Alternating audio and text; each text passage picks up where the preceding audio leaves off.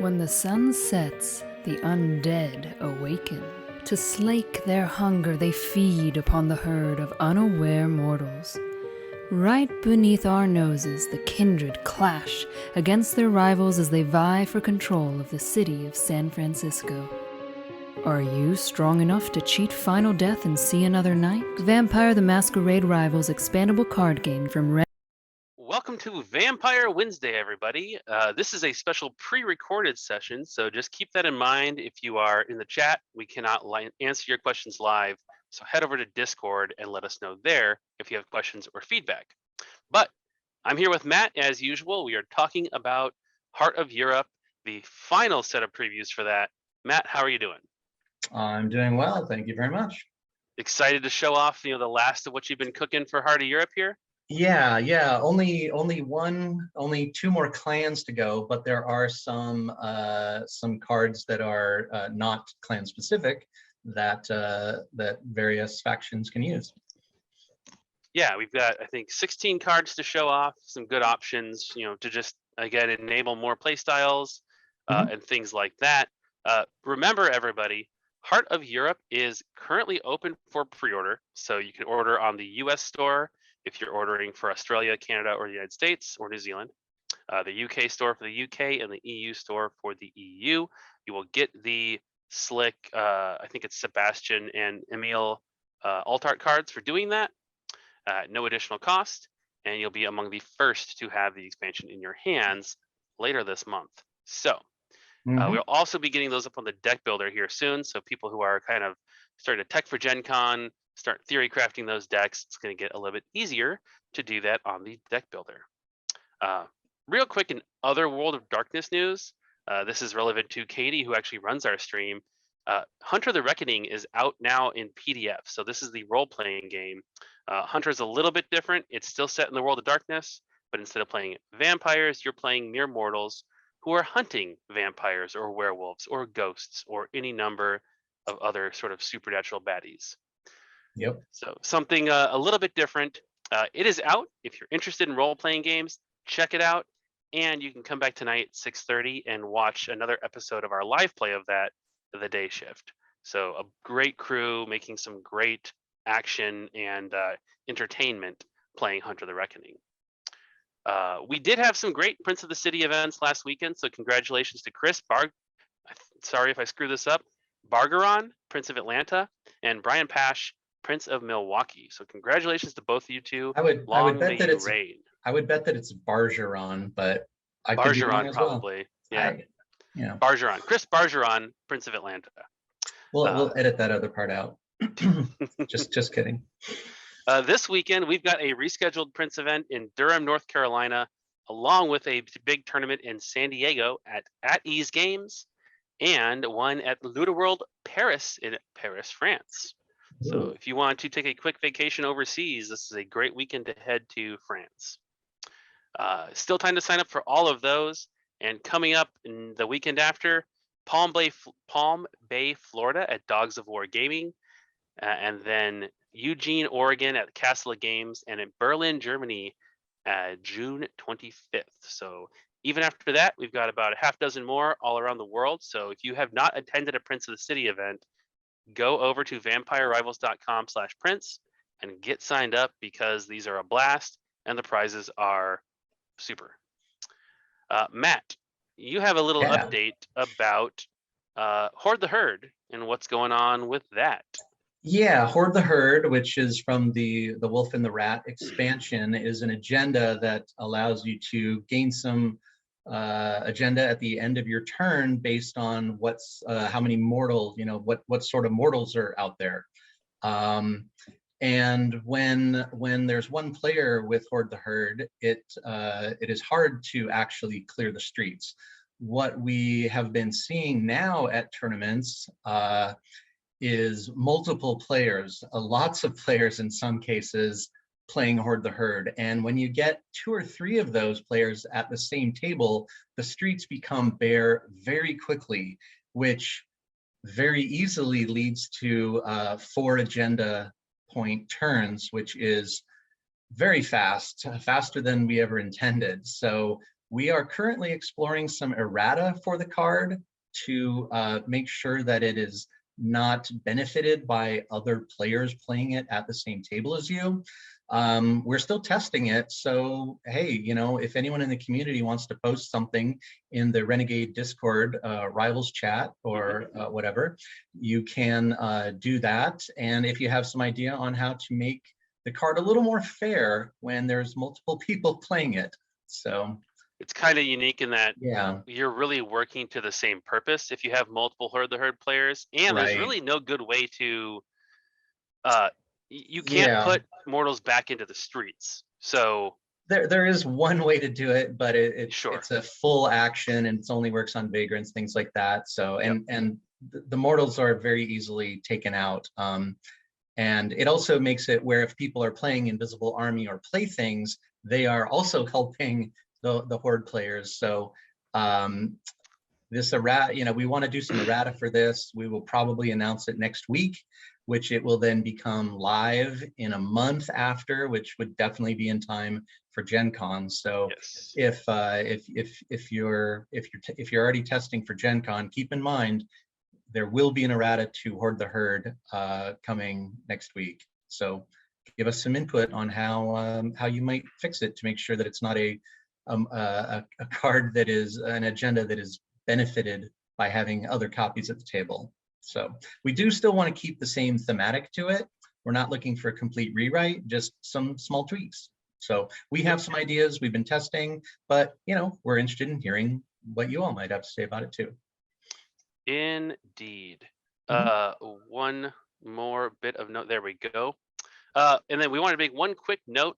Just remember, as you are preparing for Prince of the City events or Gen Con, you're practicing with your local group, your local meta, just keep in mind that, you know, discussions about, you know, what you're going to do if multiples of you end up at the same table in a tournament or at the final table or something like that, you know, coming up with a priority for, you know, who should advance or, you know, who you're going to kind of throw your support behind.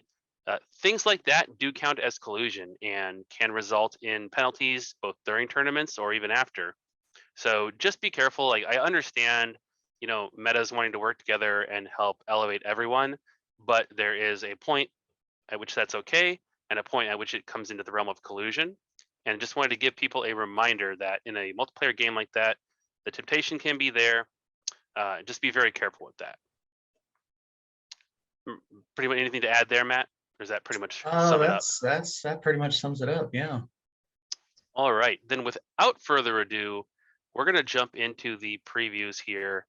The final round of previews for Heart of Europe, currently available for pre-order. The next expansion here, the one that is a little bit different structure, so no new clans, no pre-cons, but a new city, Prague, which we're going to be using at Gen Con with some alterations, but also just a nice way to mix things up for everyone here going forward after the release. So let's take a look.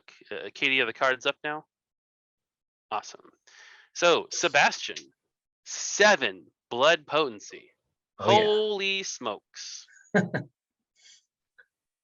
We did show off one of these already, but this is the other. I think most people have seen this, but just to be complete here, we wanted to show these guys off again. So yeah, Sebastian, a 7-cost La Sombra. He's got attributes for days and more mental. You know, as vampires get older and whatnot, they tend to go for the mental a little more than the physical, right? It's just easier. And he's double Oblivion and Presence, which Presence is an off discipline for the La Sombra. So that's something else that we've showcased on the 7s right now is they have different stuff. They have different disciplines. And this guy, he costs a lot, but you can get a title on him for free, no influence. Still costs an action, still requires Sebastian to exhaust, but as a little bonus, when you do attach that free title to him, you get to ready him. Not too shabby. So the most expensive title is 5, right? It is 5, yes. With so the if you're getting full value, you could be really getting him for you know, almost 2. Put a Seneschal on him for free, and that way you could avoid. Yeah, on turn 1, it would normally cost you 4 prestige plus your 1 inherent influence, unless of course you had a influence modifier. But yeah, you could have a a 4 prestige discount on turn 1 if you want to get your Seneschal going immediately. And of course, because he readies, you could use your second action to activate the Seneschal, which would be nasty. Oh, yeah. Okay. Yeah, because no one would be Prince, I suspect, by then. Oh, jeez. Start draining someone for 2 every turn. Yeah, could be dangerous. I like it. Let's see the new option here. Camilla. Camilla is a 3 blood potency. It's got Oblivion and another attacker ability. We saw a lot of that stuff last week. I think we showed off a couple different attacker things. Oh no, solo attacker. Solo attacker was Solo a big attacker. one. Yeah. This is not solo, but just puts a no Yeah. influence token on the target. A great way to take out an influence heavy hitter before you go for a scheme. That's right. Yeah, with a little 3 cost character make an attack, yeah, you're probably you might not take them out, but putting a no influence token on them might allow your second action scheme, for instance, to do pretty darn well. I like that. Nice little toolbox there to kind of tech, and you could run her in a deck that's just all about schemes, but not really running much La Sombra if you want to, just as a nice counterattack or True enough. Yep. preemptive strike. Yep. We head over to the Hecata with Roman Monstrum. Yeah, 5 cost, even spread on the attributes, Auspex, and Oblivion with reach. He can attack characters, not mortals, from the Haven, and has an activated ability. You're seeing a new word here, detach 1 curse from target character and choose 1. So what is a curse? A curse is a new term that is explained in the rules. It does not actually appear on any cards. It is the term for any card that another player has attached to your vampire. Okay. Oh. So currently those are things like crossbow and veiled threat. Those are now curses. They don't say curse on them. We're not going to be printing curse as a card type, but any card attached to your vampire by another player is now called a curse. So if the Hecata want to play some crossbows or veiled threats, you could then detach one of those curses from the target character and then either fear them or cause them to lose 1 blood. Once per turn, of course. Yeah. Contemplating? No, I'm just thinking that's interesting. And yeah. And I like just kind of lumping anything that's played on your vampires by another character as a curse. Gives it it's a kind of a low additional rules way to interact with those and kind of classify them. Yeah. And if you're worried about some of those curses, this is a great thing to bring along. Yeah, you also yeah, if you had a crossbow on one of your own characters, you can also get rid of it because it's just target character. It's not. That's what I was thinking. Yeah, if someone else has done it, that's another thing to mention about Roman is you don't have to actually control that curse. You're just removing a curse. Sure. It does not say remove a curse you control. So I like it. And our other Hecata here is Anjali. Anjali, probably. Anjali the Samiti. The Samiti, yeah. Another torpor character for the Hecata, and this one is going to work pretty well with Roman because when this character is in torpor, attach the top card of target player's library face down to a character in their coterie with 2 or fewer attachments. If this is its first attachment, draw 1 card. So that last sentence, its first is referring to the character, not the player, obviously. So basically, if the target does not, if the character that it attaches to has 0 attachments, when you put the card on it, which will become a curse, you're going to draw a card.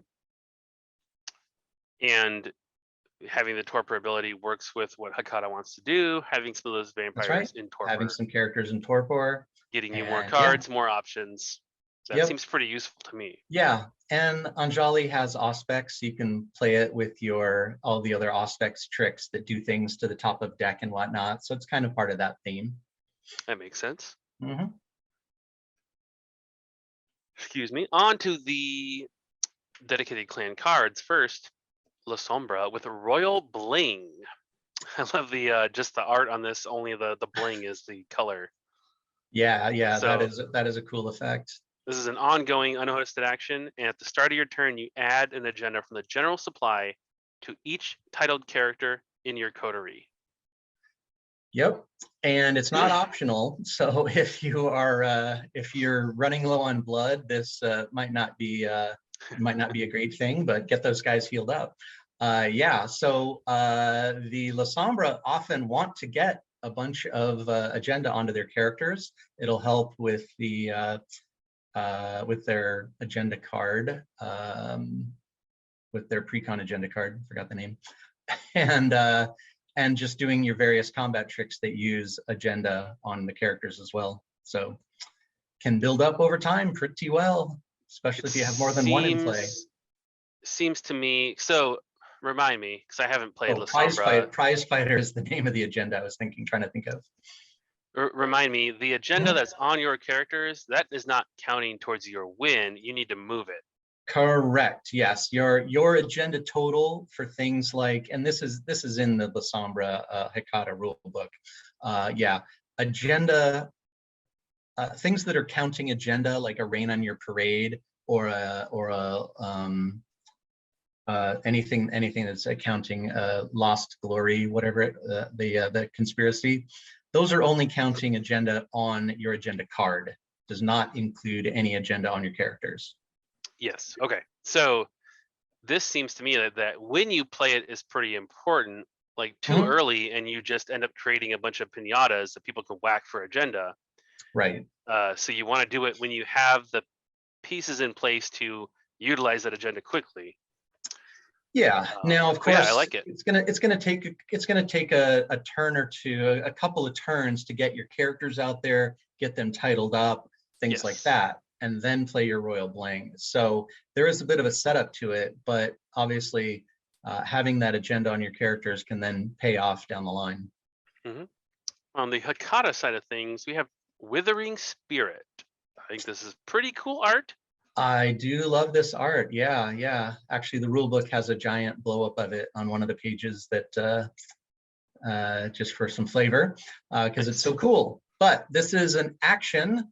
This is a damaging action that typically cannot be reacted to because it's not an attack. So no typical reactions. There might be some special reactions you can play, but this one is, and it is a 5 BP. So you do need a big hitter up there to play it, and it is you have an option, first of all, to burn a wraith you control, and the damage from this card becomes aggravated. All right, seems good. And then if what damage though? Yeah, and I read down further and I was like, oh my.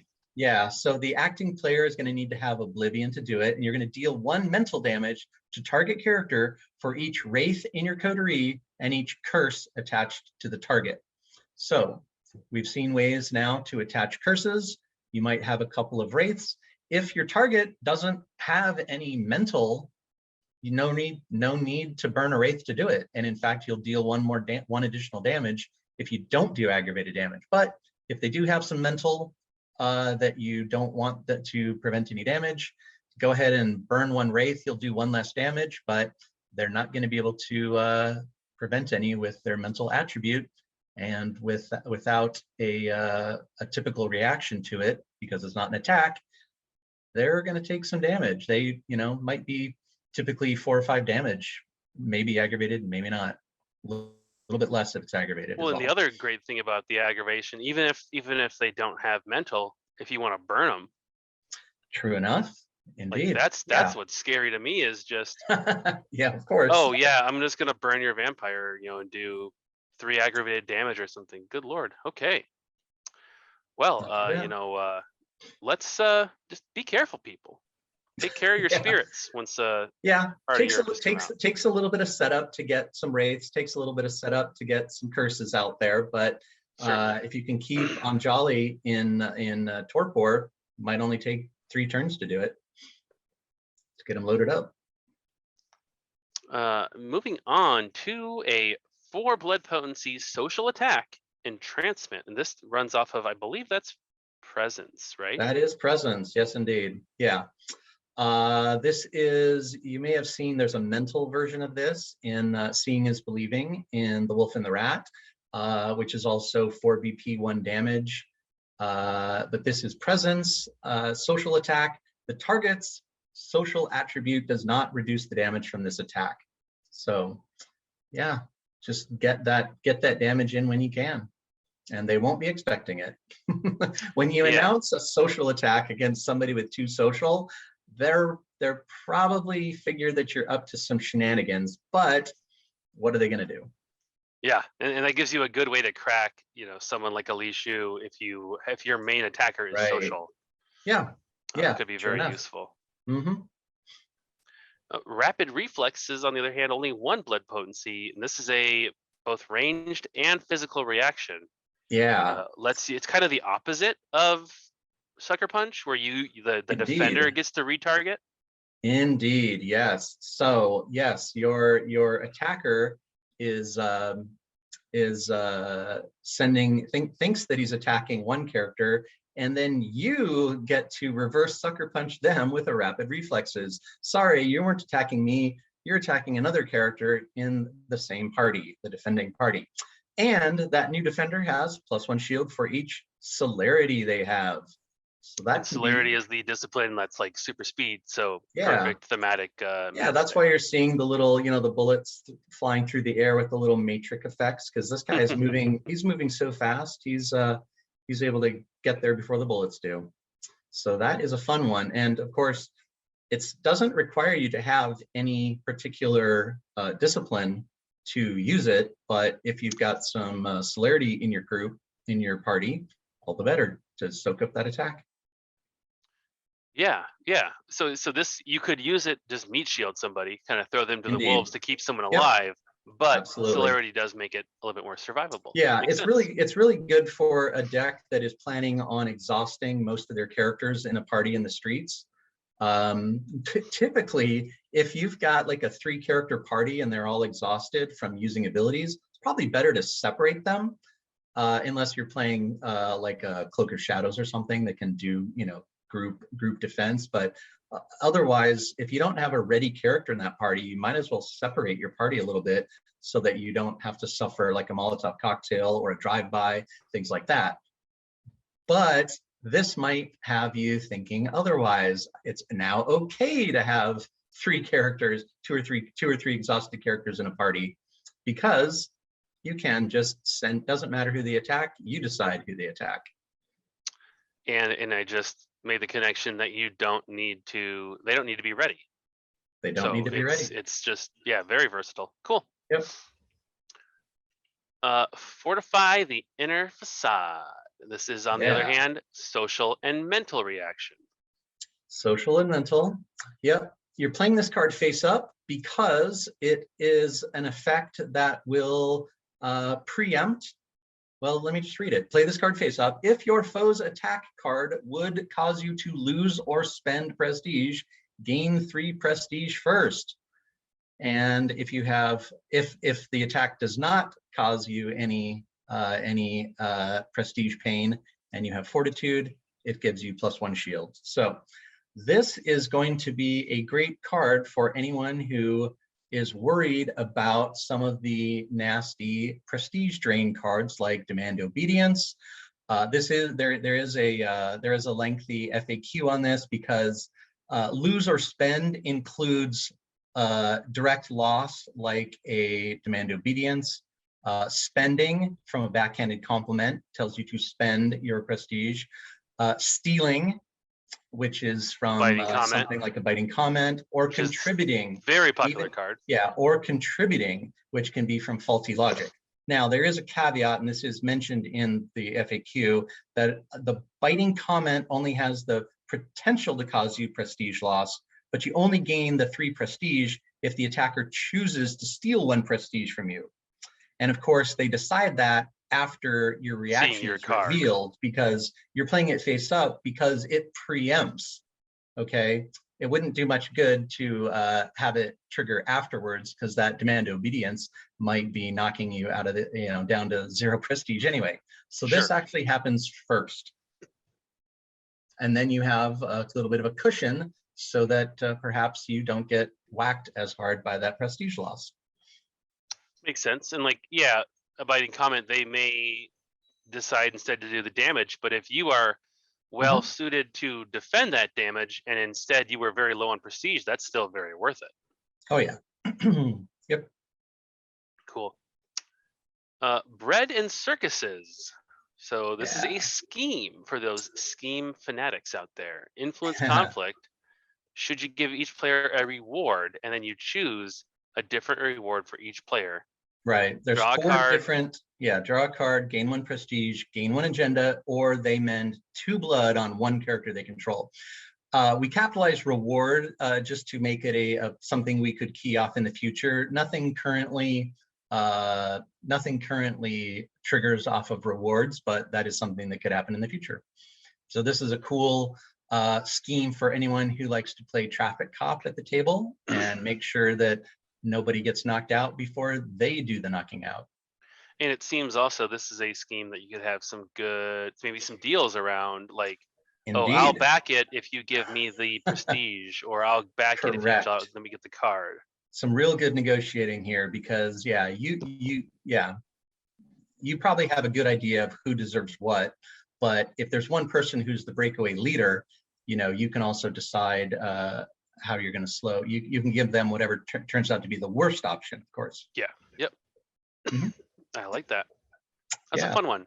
A lot of very interactive. And then another scheme here with prosperity. So this one is just straight up drawing cards. Should each player draw 4 cards? Sounds awesome, right? Who wouldn't want to draw 4 cards?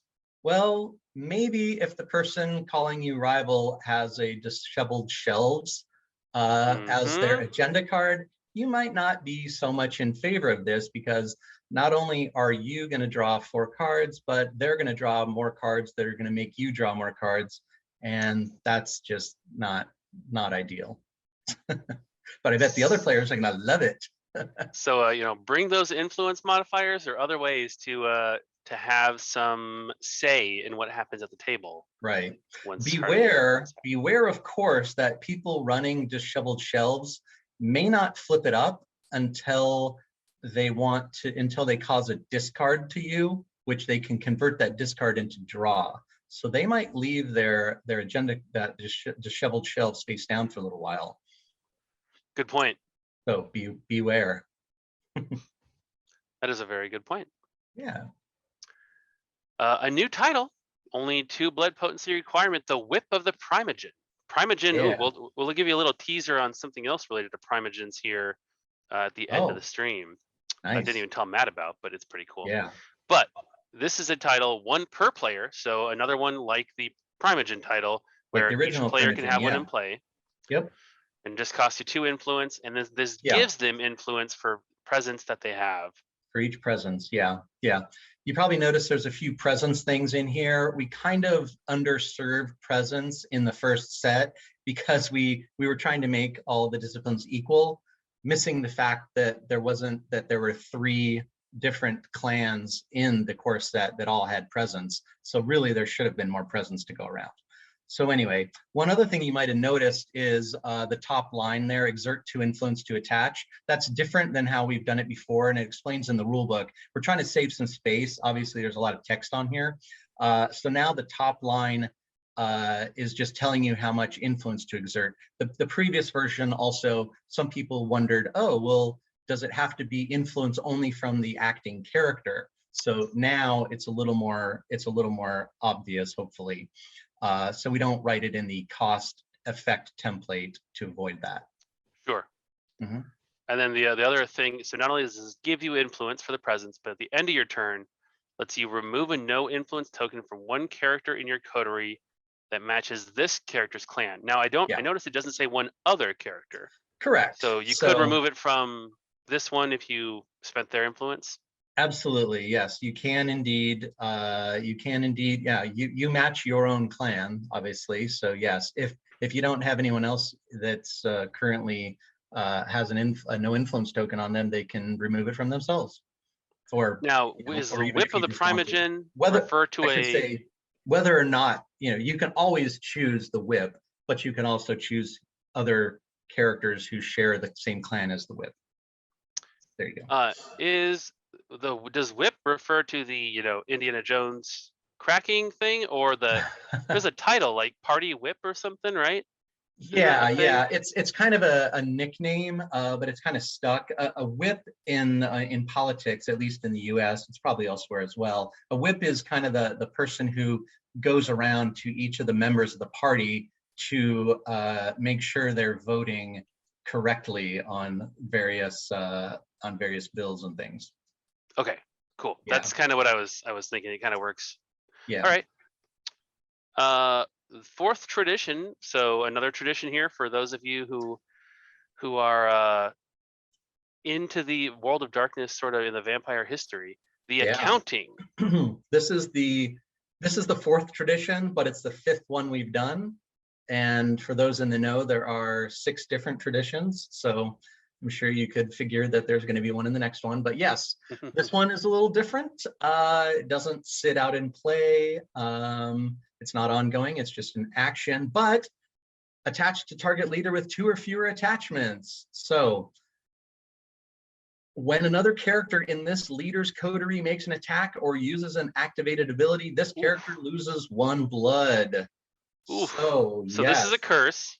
this becomes a curse as soon as you put it on them. Yes, indeed. And man, they're going to have to be very careful about what they're doing with their coterie, with their leader kind of bleeding out for everything they do. Yeah, yeah. The fourth tradition, the accounting in the role playing game is basically, you need to mind your lesser members of your clan and keep them in line. And so obviously, if they're gallivanting a little bit too much, the leader is going to pay the price. Makes sense. Yeah. Psychic Assault, 5 blood potency. This better be splashy. So you play it face up. It cannot be blocked. I'm already seeing some it's potential here. zero base damage. Play it face up. It has to be placed face up because the text, this attack cannot be blocked. Blocking happens after card play, after the attack card plays happen. This prevents it.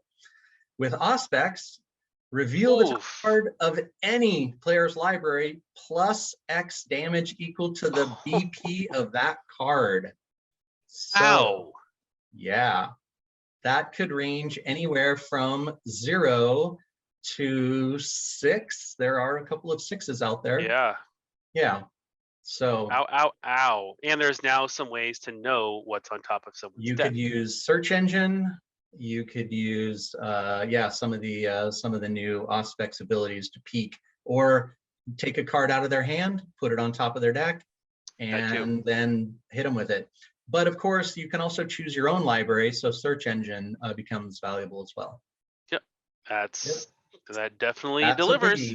Yeah, Auspex is joining the ranks of the combat capable. And we're talking about influence and how important it's going to be. Bad optics is a new influence modifier. So remind me what the little 1 in parentheses means. Is that you can have?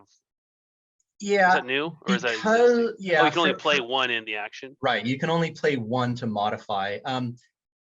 We perhaps figured that we would be adding other modifiers, and it still could happen in the game. Like there could be a card could be like, attack modifier +1 damage, right? I mean, how badly do you want to do +1 damage? Are you willing to spend a card for it? But so we thought, oh, maybe we could have a card that's a 2, where you could play 2 modifiers. But so we started putting 1s on everything. So far, we haven't revisited that, but it certainly could happen. Where there could be modifiers where you can play more than 1. We haven't done it yet. But in this case, yeah, gain 2 influence during the action or event. Event there doesn't necessarily mean city deck event. It just means whatever is happening. And that was really the shortest word we could use, by the way. Sure. If this is a scheme and your side loses, put a fear token on target character with a no influence token on them. and exhaust them. So you get to make them Fear kind can be of very powerful. make them pay for defying you. Yes. Yeah, I like that. And I think we have just one more with wild ranting. Yeah. Another influence modifier. Yeah, we like to do these in twos so that it's not terribly obvious which one you're doing at the time. So just in case people come into the game late or whatnot, better to have two at a time. And this just gives you 3 influence during the action or event. If this is a scheme and your side loses, the target player draws 1 card. So good for disheveled shelves, or you can use it on yourself if you need more cards to get more options. Yep. Or you can give it to your kid brother who has, 1 card in his hand, 1 prestige, and 1 living vampire, 1 active vampire, because he's going to need the help. Indeed. So versatile, plenty of ways to use that card. That is now, we've shown off everything that's in Heart of Europe. So if you just tuned in tonight and are wondering what the heck, where's all the rest of the cards, go back, watch the previous 2 streams and watch our Renegade Con stream where we did the city deck. We showed off the full contents of this expansion. We will get the rule book up pretty soon and the cards on the deck builder so you can really dig in, start working on your decks for Gen Con. Speaking of Gen Con, sign up for Gen Con, come out, play Vampire Rivals with us, hang out with Matt and I, our great judges. The prizes are up on the Vampire website. The participation prizes are great. This is the content in the OP section, organized play section. Great. Yep. Okay. This is the Continental Conclave, and the winner will be declared Justicar. So this is a title even above Prince for those of you in the know of the Vampire the Masquerade. And then we mentioned primogen a little bit before. We have our princes. We have a Justicar coming. Well, late 2022, you're going to get a chance to become primogen. So we have a new OP kit coming. This is going to be taking place mostly after Prince of the Cities have wrapped up for the year. It's going to be available to any store that wants to run it. So it's not going to be kind of gated in terms of the number that we're doing like Prince. This is called the Clan Clash kit. And the winner will be your store's primogen. So it's going to have some new promos. You're actually going to get to see our very first Prince winner, Josh Johnson. Timothy Winters, his vampire character, is going to be in that kit, along with some other new promos, great participation prizes, a cool new playmat there, and then of course another chance to get a title, and kind of build your lore within Vampire the Masquerade. So that's a little teaser. More information on exactly what is coming in that soon.